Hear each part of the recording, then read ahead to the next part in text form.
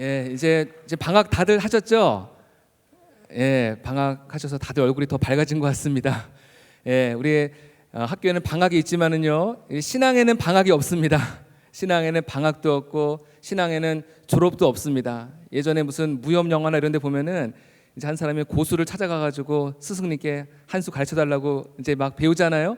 나중에 스승과 이제 훈련을 받으면서 나중에 가가지고 이제 스승과 대련을 한 다음에 스승이 한마디 하죠. 너는 더 이상 배울 게 없으니 하산하여라. 예, 그런데 우리 이 신앙생활에는 하산이라는 게 없습니다. 항상 우리는 영적으로 늘 깨어서 기도하고 더 믿음 생활에 열심히 앞으로 나가야 될 줄로 믿습니다. 우리 이제 단기 선교팀이 지금 계속해서 이제 지금 사역하고 있고, 또 앞으로도 오늘도 이제 태국 팀이 출발했고, 또 앞으로 또 캄보디아 팀이 이제 출발하게 될 것입니다. 우리 인도네시아 팀 이제 사역 얘기를 잠깐 들어보니까는 처음에 가서 그 주변에 그 모슬렘에 이제 거기서 이제 기도 소리가 이렇게 나온다 그러더라고요. 스피커를 틀어놓고 큰 소리로 막 기도 소리를 막 이렇게 틀어놓으니까는 우리 갔던 우리 많은 형제자매들이 그것 때문에 마음이 많이 참 눌려가지고 처음 많이 힘들었다는 얘기를 들었습니다. 거기 이제 무슬림 국가다 보니까는 영적으로 이렇게 눌리는 게 많이 이제 있다고 그렇게 이제 했는데, 나중에 물론 우리 모든 우리 지체들의 중보기도를 통해서 지금은 다 모두 건강도 회복하고 아주 즐겁게 사역을 잘하고 있는데, 우리 성도팀 위해서 꼭 기도해 주시기를 부탁을 드리겠습니다. 우리 말씀 이제 잠깐 듣기 전에 잠깐 영상을 좀 하나 잠깐 보겠습니다. 영상 준비되셨습니까? 예, 영상 잠깐 준비한 영상을 보고 말씀을 듣도록 하겠습니다.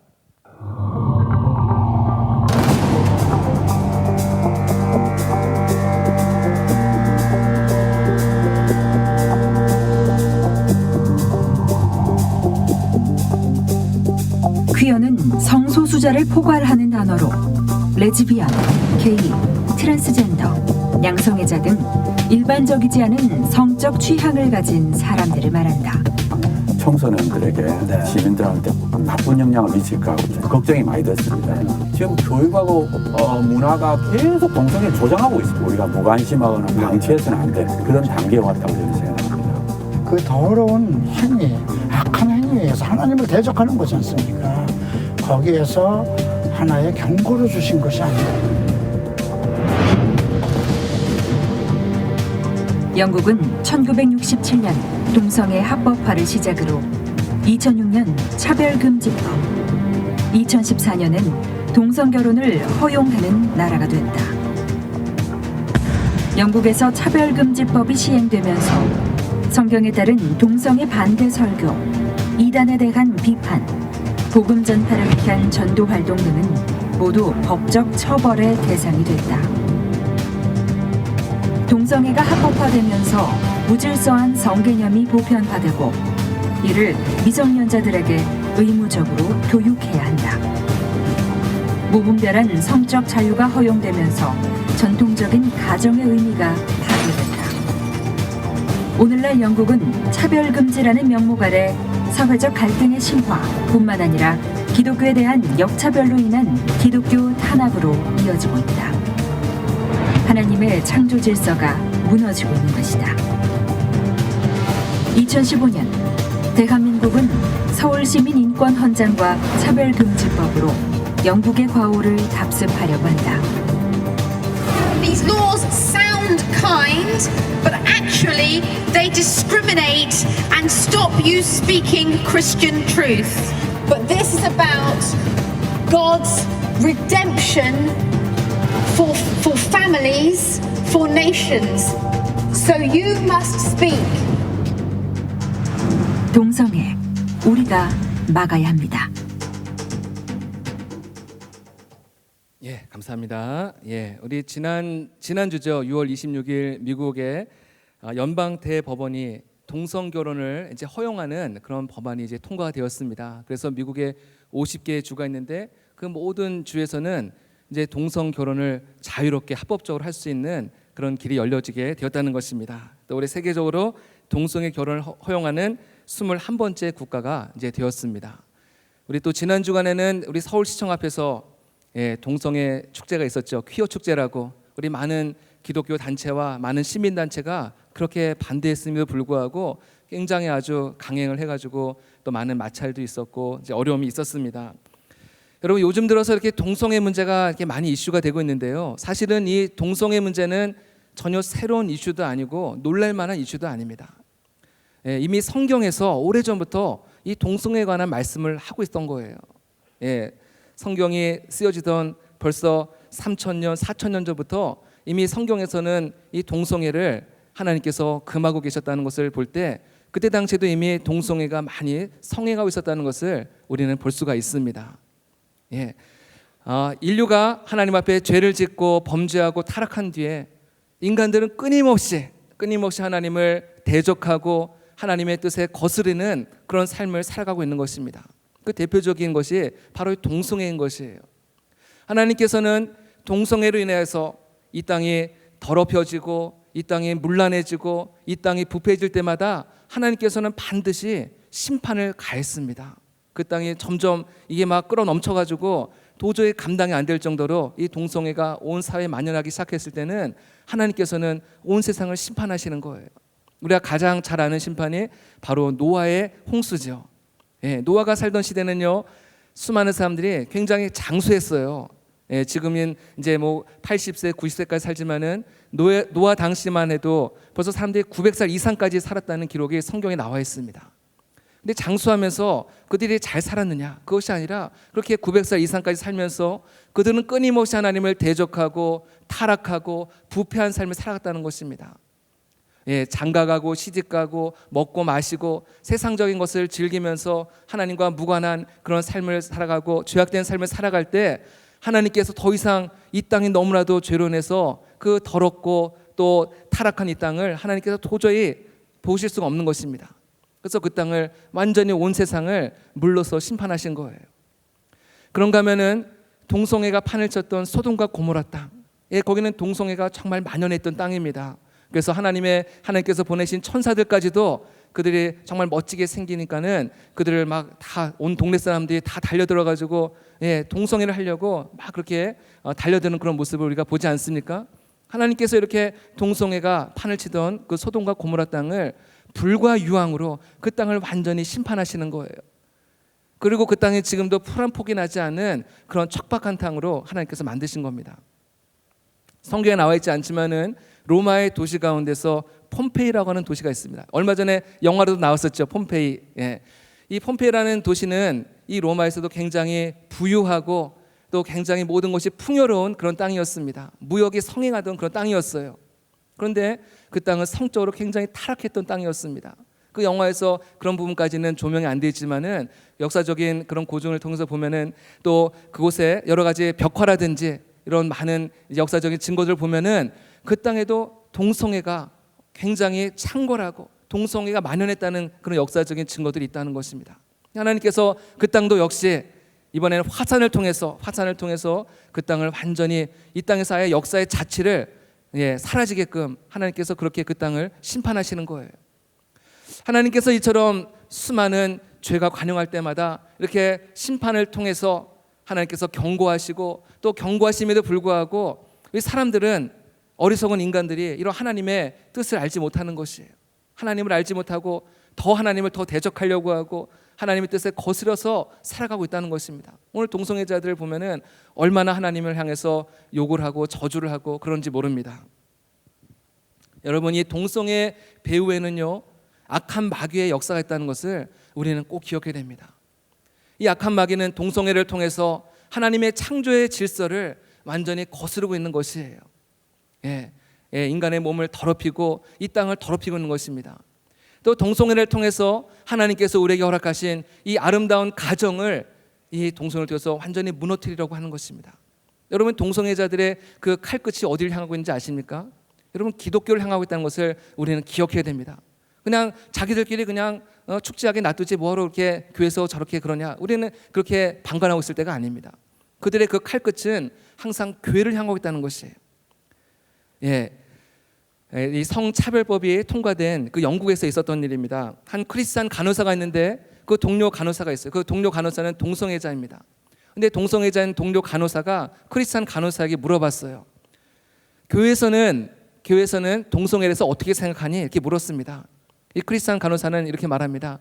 하나님께서 하나님께서는 동성애를 죄라고 말씀하시지만은 하나님은 너를 기다리고 계셔. 얼마나 이렇게 누구나 할 수 있는 이야기 아닙니까? 근데 이 크리스찬 간호사가 동성애 간호사에게 고발을 당해서 결국은 그 직장에서 해고를 당하고 말았다는 것입니다. 미국에서 있었던 일입니다. 한 제빵사가 있었는데 동성 결혼하는 그런 축제에서 이제 사용할 웨딩 케이크를 좀 주문해 달라는 그런 부탁을 받았어요. 주문을 받았습니다. 그런데 이 사람은 양심에 이제 거스르는 행위를 하지 않기 위해서 그것을 거부했습니다. 그 결과 이분은 1억 5천만 원이라고 하는 벌금 통지서를 받았다는 것입니다. 1억 5천만 원. 그 케이크 하나 이제 만들어주지 않았다고 해서 그런 엄청난 벌금을 이제 통지받았다는 것이에요. 그런가 하면요, 미국의 네비라고 하는 그런 목사님이 계시는데 이분은 동성애자들이 와가지고 우리가 이제 결혼을 하려고 하는데 주례를 좀 해주십시오 부탁을 했어요. 근데 네 목사님은 나는 도저히 하나님의 뜻에 거스르는 그런 주례를 할 수 없다 해서 거부했습니다. 그 결과 어떻게 됐냐면요, 이 목사님은 180일 동안 감옥에서 지내야만 했고 또 매일같이 $1,000, 우리나라 돈으로 100만 원인데 매일같이 $1,000의 벌금을 물어야 하는 그런 법원 결정이 내려졌다는 것입니다. 여러분, 이처럼 이 동성애자들은요, 지금 자신의 권리만을 찾기 위해서 그렇게 투쟁하는 것이 아니라 자신의 그런 행위에 대해서 저것은 잘못됐다, 저것은 죄이다 라고 말하는 그런 단체에 대해서 처벌하는 그런 법을 만들려고 지금 저렇게 지금 운동을 하고 있는 것입니다. 여러분, 누가 동성애자에 대해서 자꾸만 저거는 죄라고 말하는 단체가 누가 있습니까? 여러분, 일반 시민들은 별로 사실 관심이 없습니다. 그들이 무슨 짓을 하든지 별로 관심이 없어요.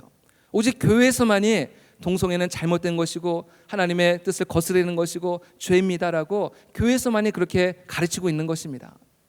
여러분, 만약 한국에서 이 차별금지법이 통과된다고 한다면은 제가 앞에서 이렇게 동성애는 죄입니다라고 말하면요, 저도 처벌을 받게 됩니다. 저도 감옥에 갈 수 있고 저도 벌금을 내야 되는 그런 상황이 생길 수 있다는 것입니다.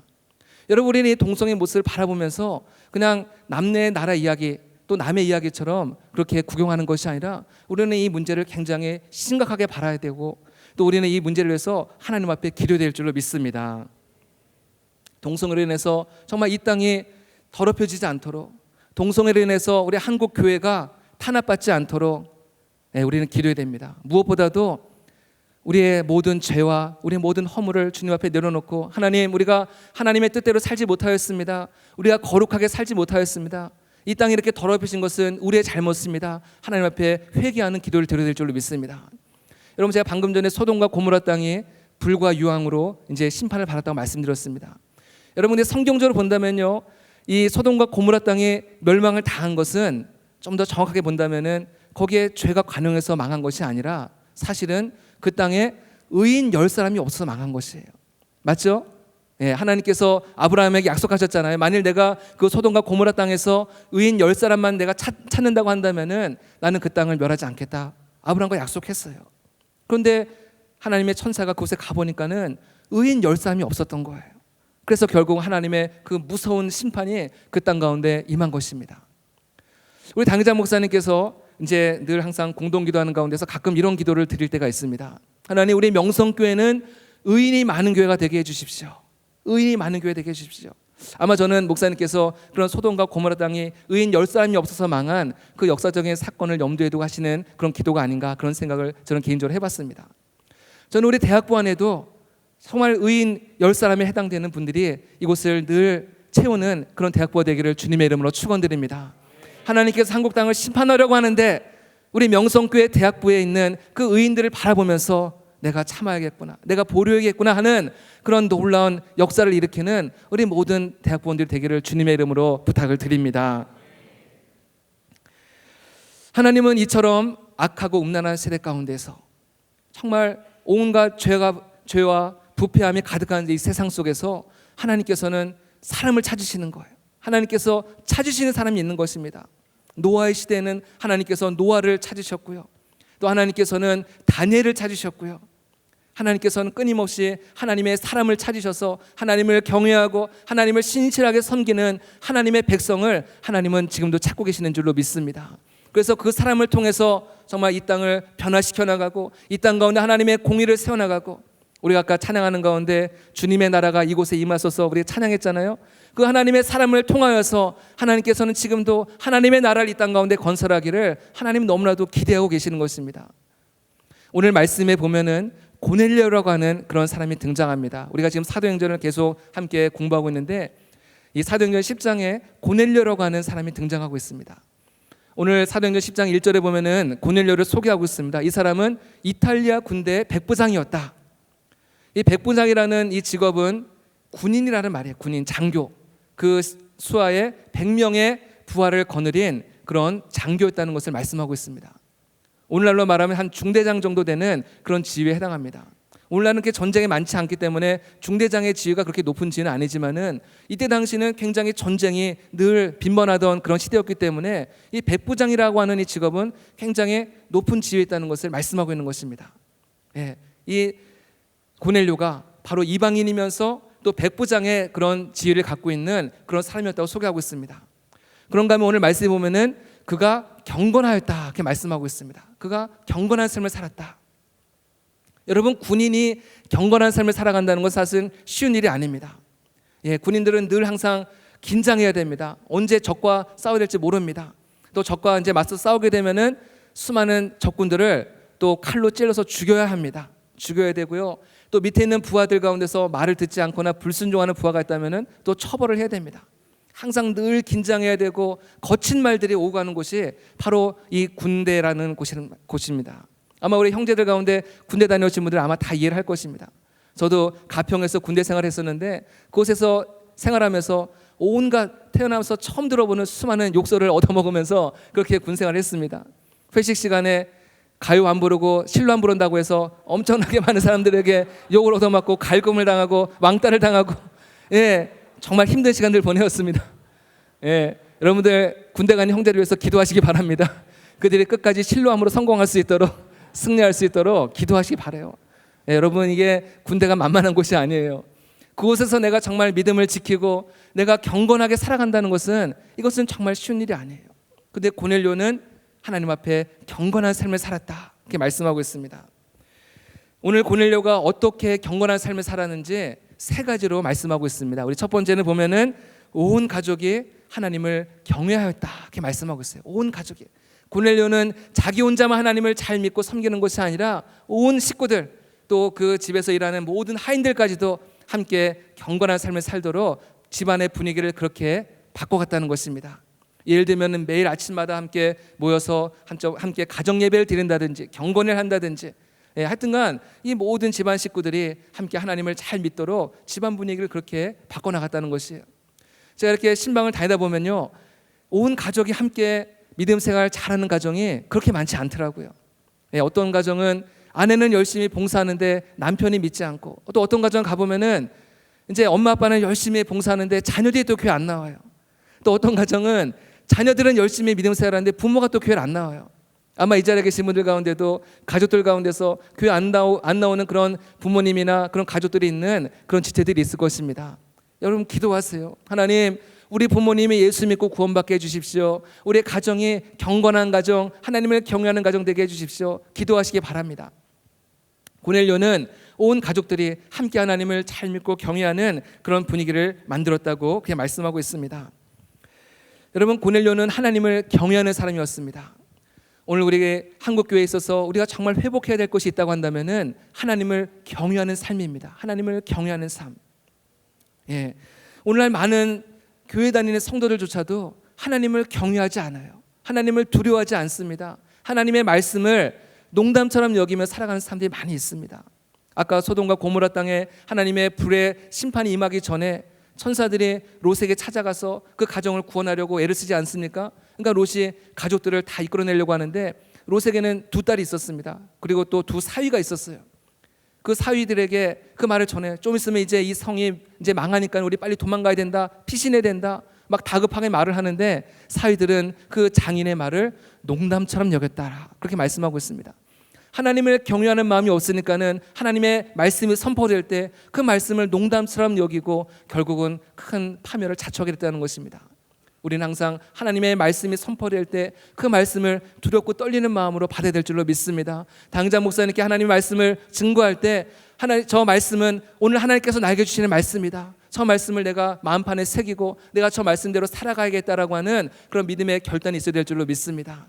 여러분, 하나님의 말씀을 농담처럼 여기지 마시기 바랍니다. 하나님 말씀을 가볍게 여기지 마세요. 하나님 말씀을 수천 년 전에 그냥 윤리 교과서적으로 그냥 그 정도로 여기지 마시기 바랍니다. 하나님 말씀은 지금도 살아서 역사하는 말씀이고 그 말씀은 우리를 구원하는 말씀이고 그 말씀은 우리를 생명으로 인도하는 말씀인 줄로 믿습니다. 그 말씀을 붙잡고 살아가는 그 삶이 하나님을 경외하는 삶인 줄로 믿습니다. 하나님을 경외하는 삶이라는 것은 내가 하나님 앞에 하나님 말씀대로 살지 않으면 내가 벌 받으면 어떻게 할까? 이런 막 어떤 두려운 마음, 공포스러운 마음, 그 마음이 그런 하나님을 경외하는 마음이 아니에요. 내가 하나님 뜻대로 살지 않으면 내가 처벌을 받게 될 텐데, 무서운 벌을 받게 될 텐데, 그래서 막 어떤 위축된 마음으로 하나님을 이제 섬기는 그런 마음이 아니라는 것이에요. 하나님을 경외하는 마음이라는 것은 나의 삶 속에서 언제나 하나님의 임재를 의식하며 살아가는 것이 하나님을 경외하는 삶인 줄로 믿습니다. 하나님의 임재, 내가 교회에 있든지 가정에 있든지 직장에 있든지 캠퍼스에 있든지 어느 곳에 있든지 하나님이 나와 함께 하신다. 하나님이 나와 함께 하신다라고 하는 그런 이제 라틴어로 코람데오라고 합니다. 하나님 앞에서 코람데오, 한번 따라해 보시겠습니까? 코람데오. 하나님 앞에서 내가 혼자 있더라도 내가 하나님 앞에 지금 서 있다라고 하는 그런 의식을 가지고 살아가는 것이, 그것이 하나님을 경외하는 삶입니다. 우리 이런 하나님을 임재를 늘 의식하며 살아갈 때 우리는 우리의 말과 행동과 생각과 우리 모든 것을 함부로 대하지 않고 우리는 늘 조심하게 되고 우리 자신을 살피게 되는 것입니다. 여러분, 성경에 보면 하나님을 경외했던 사람 가운데서 요셉이라고 하는 사람이 나오지 않습니까? 요셉은 하나님을 너무나 경외했던 사람입니다. 그래서 그 보디발의 아내가 이 요셉을 유혹하지 않습니까? 요셉을 유혹할 때 그 집안에는 아무도 없었어요. 아무도 없고 단 둘이만 있고 완전 범죄가 성립될 수 있는 최적의 환경이었지만은 요셉이 그 유혹에 넘어가지 않을 수 있었던 것은, 요셉은 항상 이 하나님을 경외하는 마음, 하나님이 지금 나와 함께 하신다, 하나님이 나의 모습을 지켜보고 계신다고 하는 그런 마음이 있었기 때문에 그는 그 자리를 박차고 도망 나온 줄로 믿습니다. 여러분, 성적인 유혹이 올 때는요 도망가야 됩니다. 다른 성경에 보면은 수많은 죄악과는 싸우라고 그렇게 말씀하고 있는데, 이 성적인 유혹에 대해서는 도망가라, 피하라, 그렇게 말씀하고 있는 것이에요. 우리가 하나님을 경외하는 마음을 갖고 살아갈 때 우리는 실수하지 않고 우리의 몸과 마음을 함부로 대하지 않고 우리가 함부로 누군가를 만나지 않고 함부로 아무거나 먹지 않고 함부로 마시지 않고 우리 자신을 늘 절제하고 우리 자신을 늘 다스리는 그런 삶을 살아가게 될 줄로 믿습니다. 고넬료도 하나님을 경외했던 것입니다. 백부장으로서 그는요 많은 힘과 권력과 또 인기가 있었을 것입니다. 많은 사람들이, 또 많은 주변의 동료들은 자신이 가지고 있는 힘과 권력과 인기를 이용해서 자신의 부를 축적하고 쾌락을 즐기는 그런 삶을 살아갔을 것입니다. 그리고 고넬료에게도 그렇게 권면했을 거예요. 야, 뭐 세상 뭐 별거 있냐? 우리 그냥 되는 대로 사는 거야. 막 그러면서 너도 같이 이렇게 하자고 아마 많은 유혹이 있었을 것입니다. 하지만 고넬료는 하나님을 경외하는 자였기 때문에 세상의 어떤 유혹과 세상의 어떤 흐름을 따라가는 것이 아니라 그는 항상 자기의 자리를 지키면서 믿음의 자리를 지키면서 하나님을 섬긴 줄로 믿습니다. 우리 하나님을 경험하며 살아갈 때 우리에게는 수많은 유혹과 도전들이 있는 것입니다. 야, 다른 사람들 다 그렇게 살지 않는데 왜 너만 그렇게 고지식하게 살아가느냐? 수많은 유혹이 다양하게 우리에게 찾아오는 것이에요. 그 유혹을 한번 물리친다고 해서 그것이 끝나는 것이 아닙니다. 집요하게 우리를 넘어뜨리려 하고 우리를 쓰러뜨리려 하고 우리를 하나님부터 멀어지게 하는 그런 유혹들이 우리에게 있는 것입니다. 우리는 항상 하나님의 임재의식을 느끼면서 하나님을 경외하며 살아갈 때 하나님께서 우리와 함께 하시고 우리를 도와주시고 승리케 하시는 줄로 믿습니다. 그런가 하면요, 이 고넬료는 오늘 말씀해 보니까는 백성을 많이 구제하였다 이렇게 말씀하고 있습니다. 백성을 많이 구제하였다. 고넬료는 자기 자신만을 위해서 살아가는 것이 아니라 자기의 이웃들을 돌아보는 것입니다. 우리가 경건하다 그렇게 얘기하면은 흔히 어떤 생각을 많이 하냐면은 하나님과 나와의 수직적인 관계만 주로 많이 생각을 합니다. 하나님께 찬양하고 하나님께 열심히 기도하고 교회 생활 열심히 하고 이런 수직적인 관계만 우리가 많이 생각을 해요. 근데 성경에서 말하는 경건은 하나님과의 수직적인 관계가 물론 가장 중요하지만은 또 이웃과의 관계, 수평적인 관계를 하나님은 언제나 말씀하고 계시는 거예요. 우리 하나님 말씀 좀 보여주실까요? 우리 야고보서 1장 27절의 말씀인데요. 준비됐습니까? 우리 자막으로 잠깐 보여주세요. 우리 함께 읽어보겠습니다. 시작. 하나님 아버지 앞에서 정결하고 더러움이 없는 경건은 곧 고아와 과부를 그 환난 중에 돌보고 또 자기를 지켜 새 속에 물들지 아니하는 그것이니라. 예, 우리는 경건하면은 하나님과의 관계만이 중요한 걸로 생각했는데 하나님이 기뻐하시는 경건은 우리의 고아와 과부, 우리 주변에 어렵고 가난하고 소외되고 이런 분들을 우리가 돌아보고 그들을 도와주고 그들의 관심을 갖는 데까지 나아가는 것이 하나님이 기뻐하시는 경건의 모습이라고 말씀하고 있는 것입니다. 여러분, 사람들은 주로 돈을 어디에다 많이 사용합니까? 그 사람이 돈을 어디에다 사용하냐에 따라서 그 사람의 마음과 그 사람의 관심이 어디 있는지를 우리는 알게 되는 것입니다. 우리 많은 현대인들은 돈을 많이 벌어가지고 좋은 차를 사고 좋은 집을 사고 좋은 음식을 먹고 좋은 옷을 입는 일에 주로 많은 자기 자신을 위해서 투자한다는 것입니다. 다 자기 자신을 위해서 투자하는 것이에요. 조금 지혜로운 사람은 자기가 좀 여유가 있을 때요, 그 돈을 어디에 투자하냐면은 나보다 힘 있고 권력 있는 사람에게 투자하는 것이에요. 내가 저 사람에게 잘 보여야지, 저 사람이 잘 보여야지 내가 또 클 수 있어, 내가 더 또 성공할 수 있어 하면서 나보다 더 힘 있고 권력 있는 사람에게 이제 선물을 준다든지 뇌물을 주면서 잘 보이려고 하는 것이에요. 이 세상에서 어느 누구도 나보다 가난하고 별 보이려고 하는 사람 위해서 돈을 쓰는 사람은 거의 없다고 봐야 됩니다. 여러분, 잠언서 19장 17절에 보면은 하나님은 가난한 자를 구제하고 도와주라고 말씀하세요. 잠언서 19장 17절 제가 읽어드리겠습니다.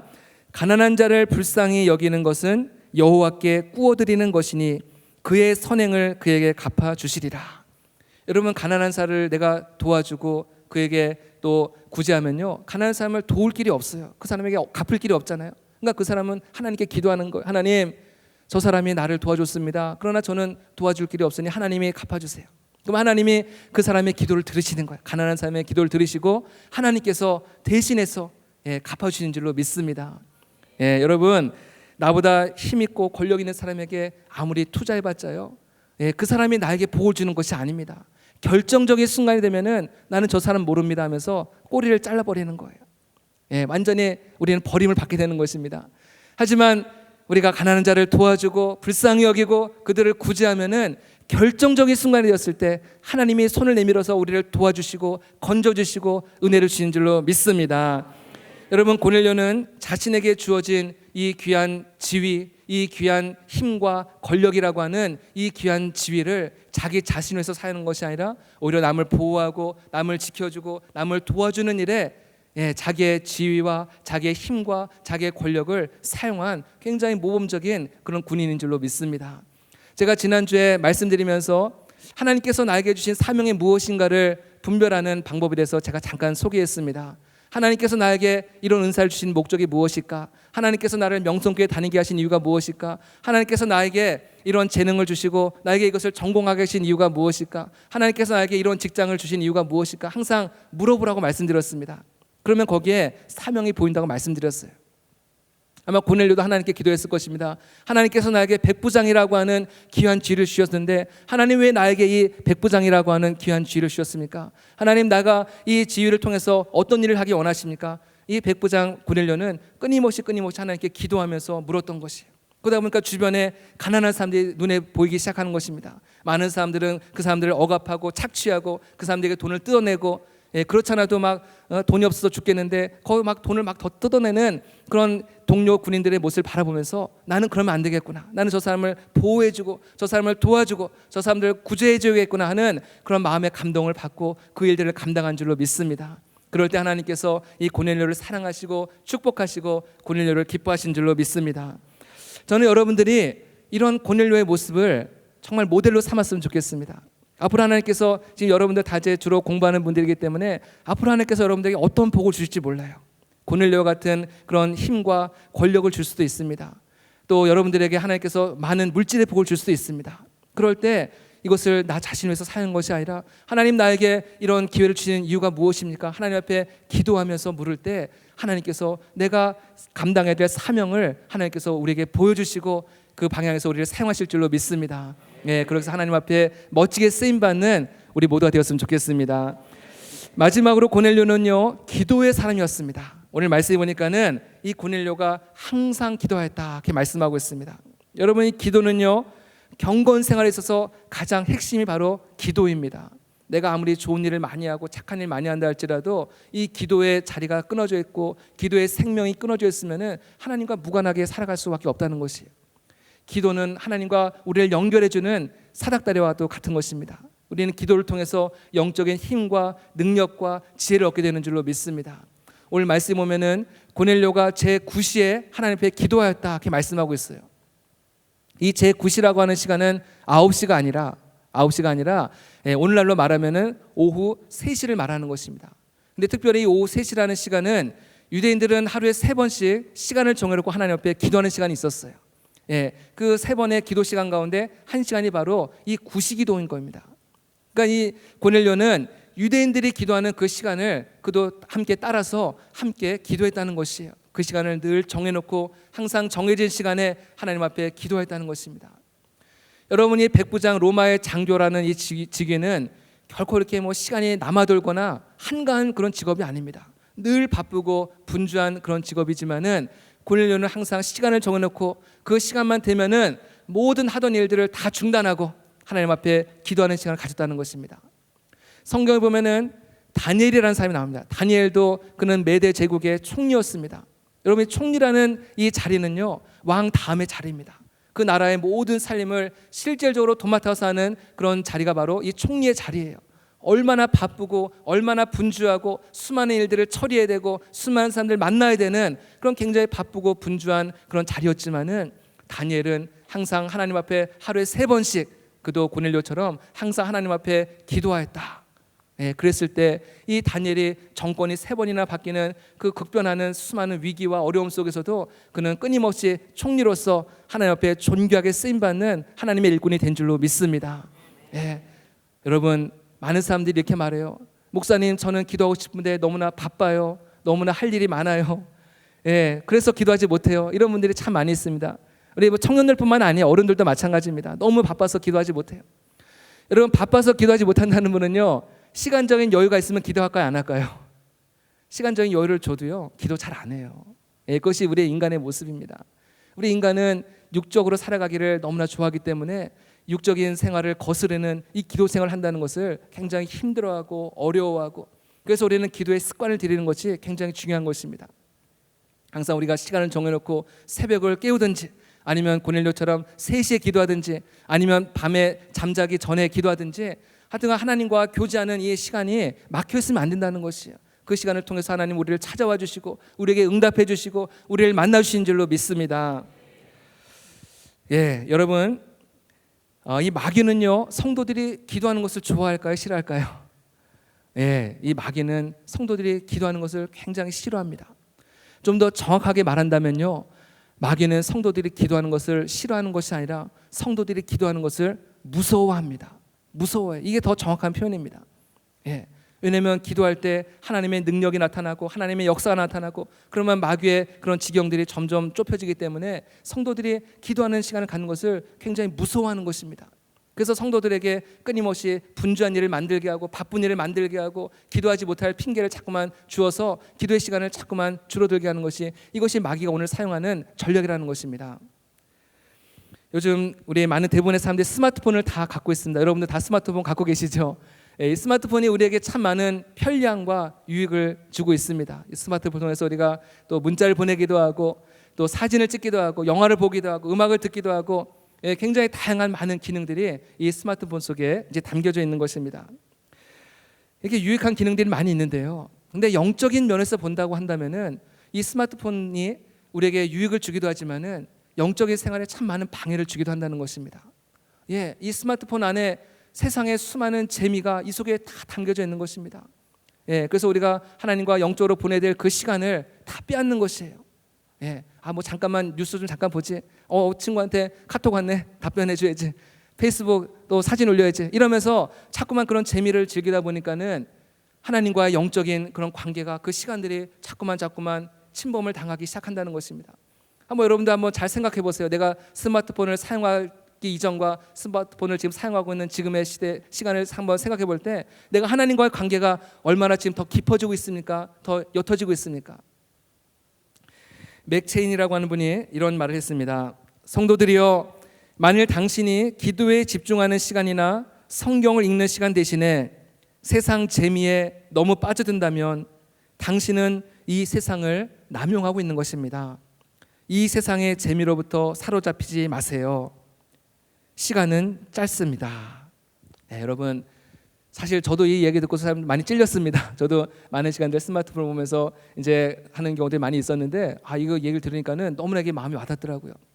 내가 그 시간에 더 많이 성경 읽고 더 많이 기도해야 되는데 너무나 많은 시간들을 여기 내가 빼앗기고 있었구나. 그래서 저도 참 반성을 많이 했습니다.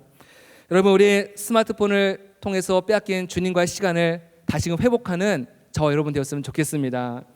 여러분, 고넬료는 항상 하나님께 기도하였습니다.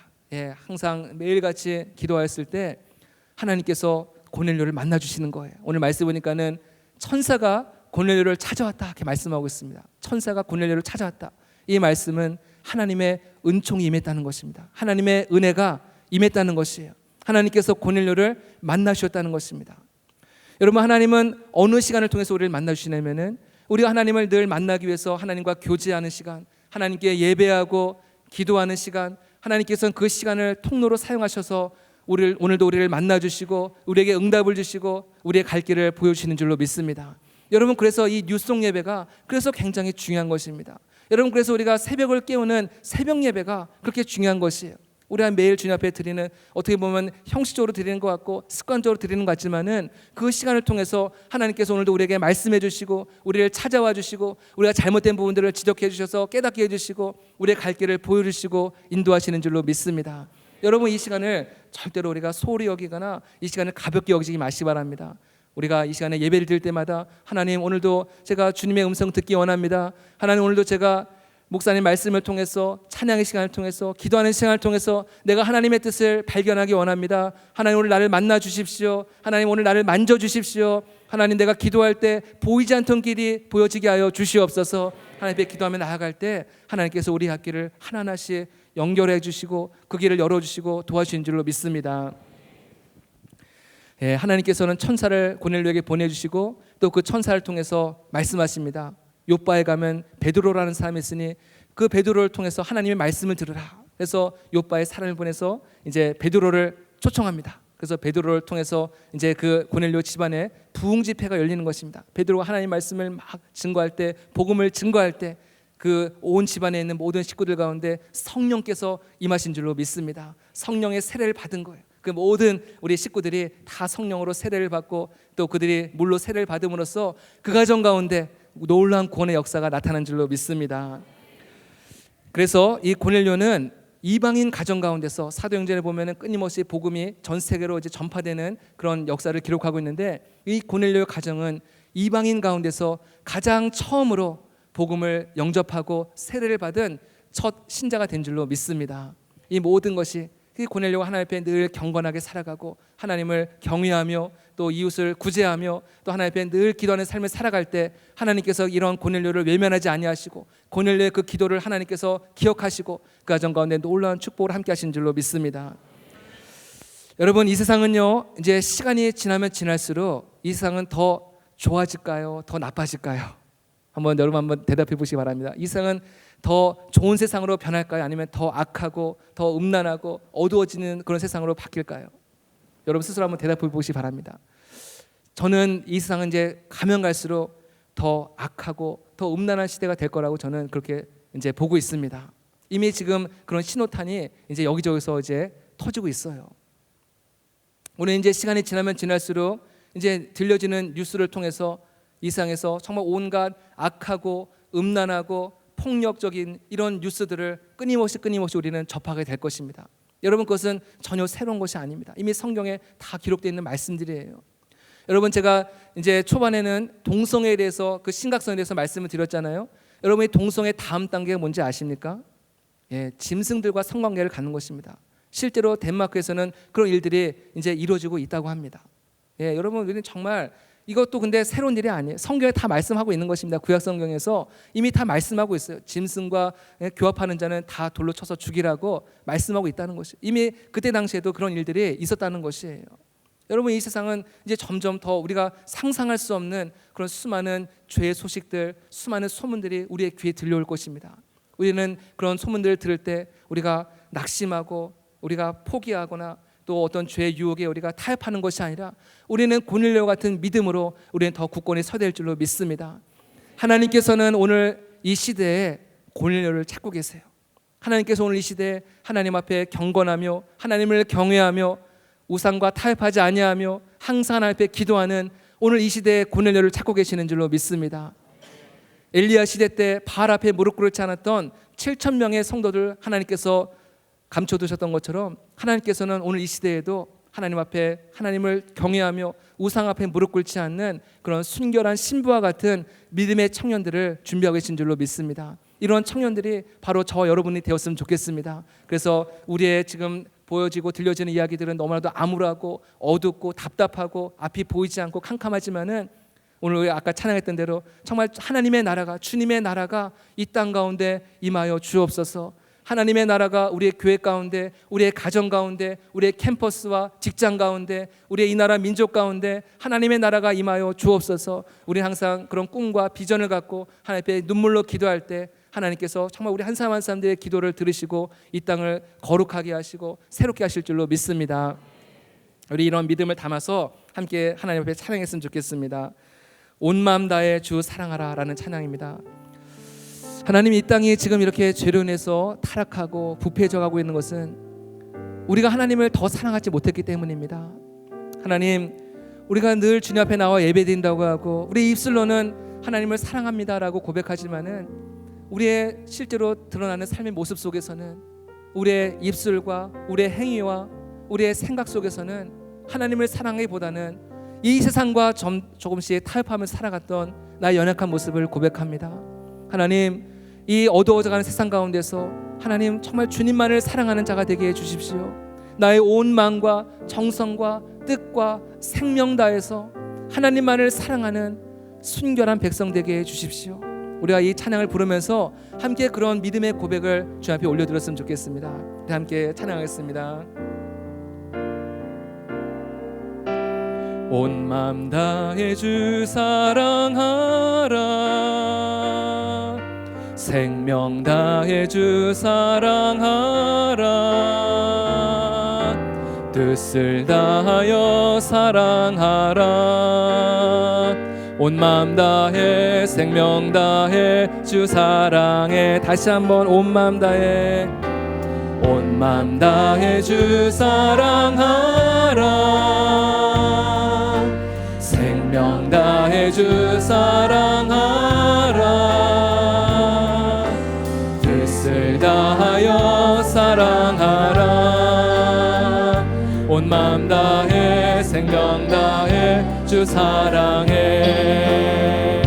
주 사랑해요, 존귀하신 주님 사랑해요, 큰일 행하셨네 사랑해요, 더욱 사랑해. 온 마음 다해 생명 다해 주 사랑해. 우리 처음부터 다시 하겠습니다. 온 마음 다해 주 사랑하라, 생명 다해 주 사랑하라, 뜻을 다하여 사랑하라. 온 마음 다해 생명 다해 주 사랑해. 다시 한번 온 마음 다해, 온 마음 다해 주 사랑하라, 생명 다해 주 사랑하라, 뜻을 다하여 사랑하라. 온 마음 다해 생명 다해 주 사랑해. 아멘. 주 사랑해요,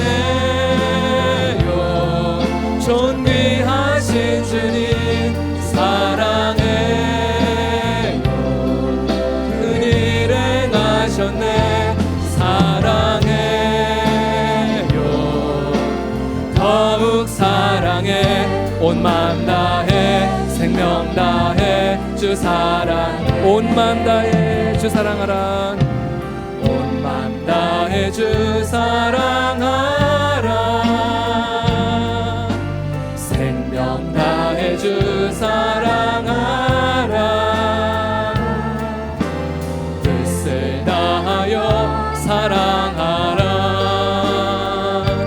온 마음 다해 생명 다해 주 사랑해요. 주 사랑해요. 존귀하신 주님 사랑해요. 큰일 행하셨네 사랑해요.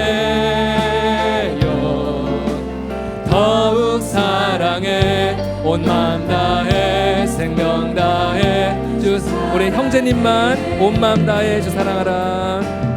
온 마음 다해 주 사랑하라. 생명 다해 주 사랑하라.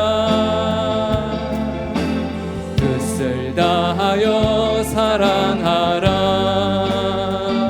온 마음 다해 생명 다해 주 사랑. 우리 자매님들만 온 마음 다해 주 사랑하라. 생명 다해 주 사랑하라. 뜻을 다하여 사랑하라. 온 마음 다해 생명 다해 우리 다 함께 주 사랑해요. 주 사랑해요. 존귀하신 주님 사랑해요. 큰일 행하셨네 사랑해요. 더욱 사랑해 온 마음 다해 생명 다해 주 사랑해. 우리 이 시간에 함께 기도하기 원합니다. 하나님, 나의 온 마음과 뜻과 정성을 다하여 생명을 다하여 주님을 사랑하게 하여 주옵소서. 오늘 고넬료와 같이 수많은 죄악의 유혹과 수많은 도전들이 우리 앞에 있지만은 수많은 동성의 도전도 있고 수많은 세속의 유혹들이 우리를 무너뜨려 하고 우리를 유혹하는 가운데 있지만은 하나님, 우리는 늘 주님 앞에 경건한 삶을 살게 하여 주옵소서. 하나님을 경외하며 우리 이웃을 돌아보며 항상 하나님 앞에 늘 깨어 기도하는 경건한 삶을 살아감으로 하나님께서 이 시대 가운데 찾으시는 하나님의 그 한 사람이 될 수 있도록 하나님 나를 세워 주시옵소서. 나를 붙잡아 주시옵소서. 함께 기도하기 원합니다. 우리 계속해서 기도할 때 우리 교회와 당장 목사님께서 기도해 주시기 바랍니다. 이제 내일이면 창립 35주년 기념주일인데 하나님께서 우리 교회를 지금까지 사랑하신 것 같이 앞으로도 끊임없이 하나님께서 이 교회를 사랑하시고 귀하게 사용하여 주옵소서. 우리 마지막으로 기도할 때 우리 대학부의 영적인 부흥을 위해서 함께 기도하기 원합니다. 하나님께서 이 대학부를 사랑하여 주시고 이 대학부 가운데 놀라운 영적인 부흥과 기적과 축복의 은혜를 허락하여 주옵소서. 이 시대에 하나님의 빛과 또 소금의 사명을 감당하는 귀한 대학부가 될 수 있도록 축복하여 주옵소서. 우리 시간에 주님의 이름을 세 번으로 짓고 하나님께 기도하겠습니다. 주여, 주여, 주여.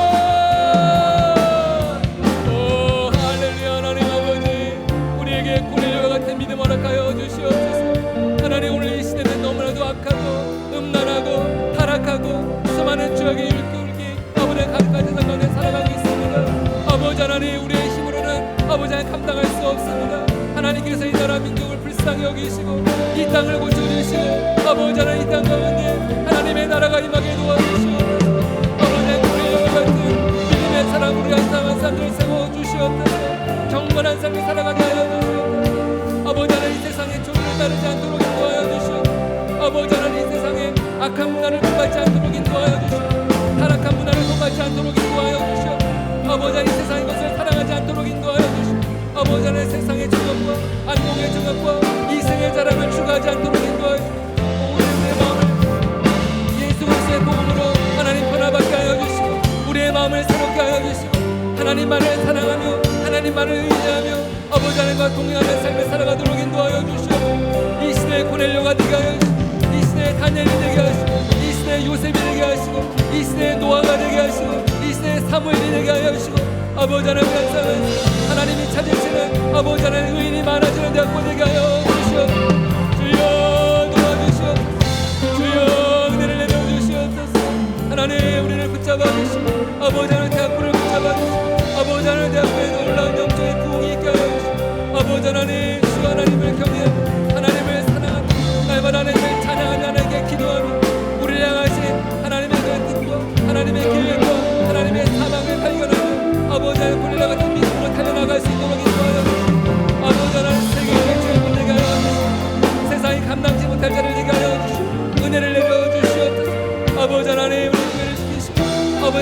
25년 동안 우리 명동교회를 사랑하시고 지금까지 함께하신 은혜를 감사합니다.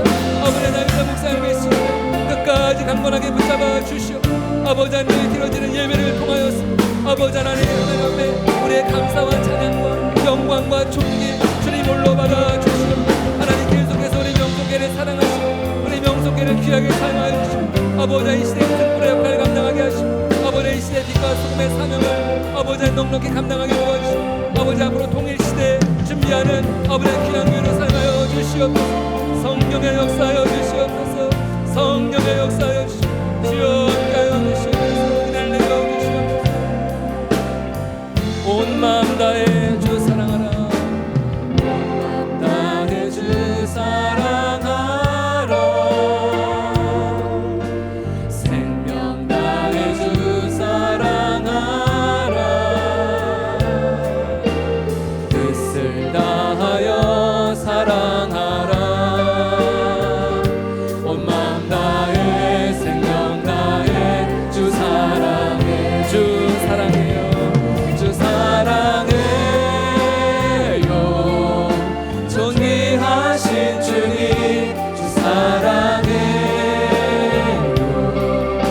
큰일 행하셨네. 주 사랑해요. 더욱 사랑해. 온 마음 다해 생명 다해 주 사랑해. 하나님, 우리가 살아가는 이 시대는 너무나도 악하고 음란한 시대를 우리는 살아가고 있습니다. 우리가 교회에서는 은혜를 받고 교회에서는 기도하고 뜨겁게 찬양하지만은 정말 이 사회를 나아가면은 우리의 모습은 너무나도 초라해지고 부끄러워지고 아버지 너무나 작게만 느껴지는 세상 속에 우리는 살아가고 있습니다. 하나님, 그러나 하나님께서는 오늘도 이 시대에 고넬료를 찾고 계시며 하나님께서 오늘도 이 시대에 다니엘을 찾고 계시며 이 시대의 사무엘, 이 시대의 노아를 찾고 계시는 줄로 믿습니다. 하나님, 우리 대학부가 의인이 많은 대학부가 되게 하여 주시옵소서. 하나님께서 오늘 이 시대 가운데 찾으시는 하나님이 기뻐하시는 그런 백성들 되게 하여 주시옵소서. 하나님, 우리가 이 시대의 조류를 따라가지 않도록 인도하여 주시옵소서. 이 시대의 유혹을 부러워하지 않도록 인도하여 주시옵소서. 세상적인 성공, 세상적인 출세, 세상적인 물질 하나님 부러워하지 않도록 인도하여 주시옵고 우리가 하나님의 뜻대로 살아가는 것 그것을 우리가 기뻐하며 즐거워하며 하나님을 경외하며 하나님을 사랑하며 영원토록 주님만을 섬기는 우리 모두가 되게 하여 주시옵소서. 하나님, 이 나라 민족을 건져 주옵소서. 이 나라 민족이 점점 어두워집니다. 이 나라 민족이 점점 부패하고 있습니다. 하나님, 우리가 이 나라 민족을 위해서 더욱더 깨어 기도하게 도와주시옵고 하나님, 다시금 이 나라 민족 가운데 성령의 바람이 불어오게 하여 주시옵소서. 부흥의 불길이 타오르게 하여 주시옵소서. 은혜의 강물이 이 땅을 흐르게 하여 주시옵소서. 물이 바다를 덮은것 같이 여호와의 영광이 이 나라 민족을 덮게 하여 주시옵소서. 하나님의 나라가 이 땅 가운데 임하게 도와 주시옵소서. 하나님의 뜻이 하늘에서 이룬 것 같이 이 땅 가운데 이루어지게 도와 주시옵소서. 하나님, 함께하여 주실 줄로 믿습니다. 우리 대학부원들 한 분 한 분들 사랑하여 주시옵고 우리 대학부에 놀라운 영적인 부흥과 축복을 허락하실 것을 기대합니다. 주님을 사랑합니다. 이 모든 말씀을 살아계신 예수님의 이름으로 기도드립니다. 아멘. 우리 하나님 앞에 영광의 박수 올려드리겠습니다.